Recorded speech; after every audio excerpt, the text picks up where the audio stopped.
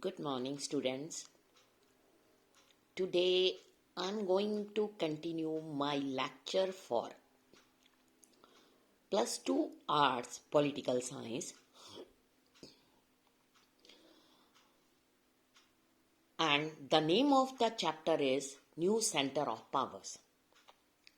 I am going to start with the term 2 syllabus for Plus 2 Arts Political Science. Now, let us start with the topic European Union. All of you know that Cold War era as in term 1 syllabus. When Second World War came to an end, बहुत सारे European leaders grappled with the question of Europe. क्या Europe जो है allowed to revert to its old rivalries or to be reconstructed on principles and institutions that would contribute to a positive conception of international relations? लेकिन जो second world war थी उसने shattered कर दिया many of the assumptions and structures जिसके according जो European state थी उसने अपने रिलेशंस को इस्टेब्लिश किया था. 1945 जो यूरोपियन स्टेट थी उन्होंने confronted the ruin of their economies, destructions of assumptions, structures जिसके अकॉर्डिंग जो यूरोप है हैड बीन फाउंडेड. जो European integration after the 1945 was aided by the cold war. उसके बाद अमेरिका ने अपनी जो मैसिव फाइनेंशियल हेल्प थी यूरोपियन इकोनॉमी को रिवाइव करने के लिए एक्सटेंड करनी शुरू कर दी. दैट्स वाई उसने एक प्लान बनाया जिसको नाम दिया गया मार्शल प्लान. उसके अलावा यूनाइटेड स्टेट ऑफ अमेरिका ने एक न्यू कलेक्टिव सिक्योरिटी स्ट्रक्चर को इस्टेब्लिश किया और उसको इस्टेब्लिश किया गया under NATO. Under the Marshall plan जो organisation for European economic corporation short form है OEEC, इसको 1948 में इस्टेब्लिश किया गया ताकि जो अमेरिका है वो यूरोपियन स्टेट की जो वेस्ट साइड पे स्टेट्स आती हैं उनको एड प्रोवाइड कर सके थ्रू प्रॉपर चैनल. इसलिए ये एक ऐसा फोरम बना जहां पर वेस्टर्न यूरोपियन स्टेट्स ने ट्रेड एंड इकोनॉमिक इश्यूज पर कोऑपरेट करना स्टार्ट कर दिया. काउंसिल ऑफ यूरोप उसको 1949 में इस्टेब्लिश किया गया. एक अनदर स्टेप था पॉलिटिकल कोऑपरेशन की तरफ. जो प्रोसेस था economic integration of European capitalist countries उसको प्रोसीड किया गया step by step in the timeline of European integration and lead किया formation of European economic communism in 1957. जो ये प्रोसेस था that acquired a political dimension with the creation of European parliament. Soviet bloc जो थे collapse हो गए जिसके कारण यूरोप जो एक फास्ट ट्रैक पे आ गया जिसके कारण इस्टेब्लिशमेंट हुई यूरोपियन यूनियन एंड 1992 में. जो ये फाउंडेशन थी lead for a common foreign and security policy. उसके अलावा corporation on just trade, home affairs, creation of a single currency. जो यूरोपियन यूनियन थी evolved over time from an economic union to an increasingly political one.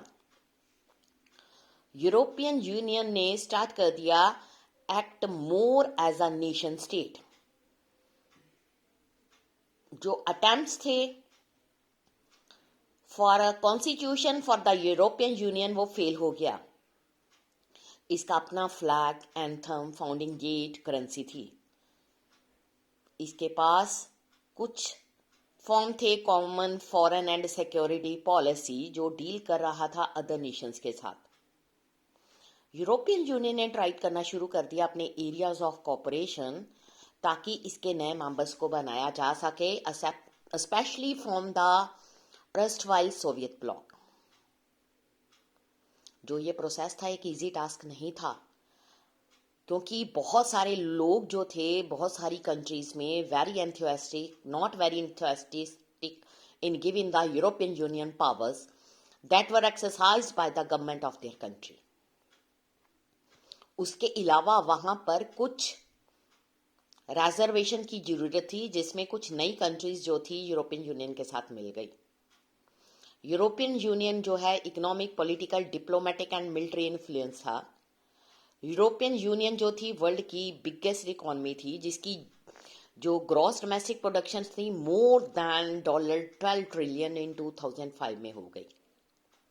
Slightly larger थी United State से. जो इसकी currency थी euro can pose a threat to the dominance of United Nation dollar. जो इसका share था world trade का वो 3 टाइम्स लार्जर था देन द यूनाइटेड स्टेट, जिसके कारण allowing to it be more assertive in trade disputes with the US and China. जो इसकी इकोनॉमिक पावर थी, इसका इन्फ्लुएंस था क्लोजेस्ट नेबर्स के साथ बढ़ता गया, जो कंट्रीज थी लाइक एशिया एंड अफ्रीका. जो इसके फंक्शंस थे important block in international economic organisation में, जैसे कि World Trade Organisation. European Union जो थी उसका पॉलिटिकल एंड डिप्लोमेटिक जो इन्फ्लुएंस था वो बढ़ता गया. 2 मेंबर्स थे जो यूरोपियन यूनियन के, ब्रिटेन एंड फ्रांस. उन्होंने परमानेंट सीट को ले लिया यूनाइटेड सिक्योरिटी काउंसिल में. अब जो यूरोपियन यूनियन थी उसमें नॉन परमानेंट मेंबर्स भी आ गए, UNSCC, जिसके कारण this has enabled the European Union to influence some US politics, such as current US positions on Iran nuclear program. जो यूज थे इसके diplomatic, economic, investment and negotiation, वो कहते हैं कि क्रोशियंस एंड मिलिट्री फोर्स जो थी इफेक्टिव थी in case of its dialogue with China on human right and environmental degradation.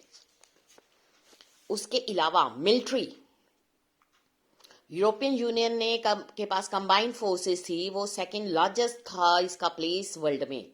जो इसका टोटल स्पेंडिंग था डिफेंस पर, सेकंड नंबर था आफ्टर US के बाद. 2 European member state Britain, France, उनके पास जो न्यूक्लियर आर्सेनल्स थे अप्रोक्सीमेटली 550 न्यूक्लियर वारहेड्स थे. उसके अलावा जो world second most important source था स्पेस एंड कम्युनिकेशन टेक्नोलॉजी का, वो यूरोपियन यूनियन कंट्री थी. उसके अलावा super national organisation, European Union जो है एबल हो गई intervene in economic, political and social area. बहुत सारे एरिया में जो मेंबर स्टेट थी उनके अपने फॉरेन रिलेशंस थे, डिफेंस पॉलिसीज थी, ठीक है, और उसके साथ वो और थे एक दूसरे के साथ. इसलिए जो ब्रिटेन के प्राइम मिनिस्टर थे टोनी ब्लेयर, वो अमेरिका के पार्टनर थे इन इराक इन्वेजन में. और बहुत सारी यूरोपियन न्यूअर मेंबर्स जो थे उन्होंने US के साथ मतलब रिलेशन बनाने शुरू कर दिए, मींस कोएलिशन ऑफ विलिंग. जो जर्मनी और फ्रांस थे उन्होंने अमेरिका की पॉलिसी को हमेशा ही अपोज किया. इसलिए एक डीप सीटेड यूरोस्पेक्टिज्म जो था कुछ पार्ट्स में ऑफ यूरोप के इंटरगेशनिस्ट एजेंडा बन गया. फॉर एग्जाम्पल जो ब्रिटेन के फॉर्मर प्राइम मिनिस्टर थे मार्गरेट थैचर, उन्होंने अपने आप को कैप्ट रखा UK को out of the European market. Denmark, Sweden ने भी रेजिस्ट किया maastricht ट्रीटी को और उन्होंने अडॉप्ट किया यूरो को, कॉमन यूरोपियन करेंसी, जिसके कारण जो एबिलिटी थी यूरोपियन यूनियन की वो लिमिट होकर रह गई कुछ फॉरेन रिलेशंस एंड डिफेंस में. ये टॉपिक यहीं तक. नेक्स्ट हमारा स्टार्ट होगा Asian association of south east Asian Nations. Thank you students.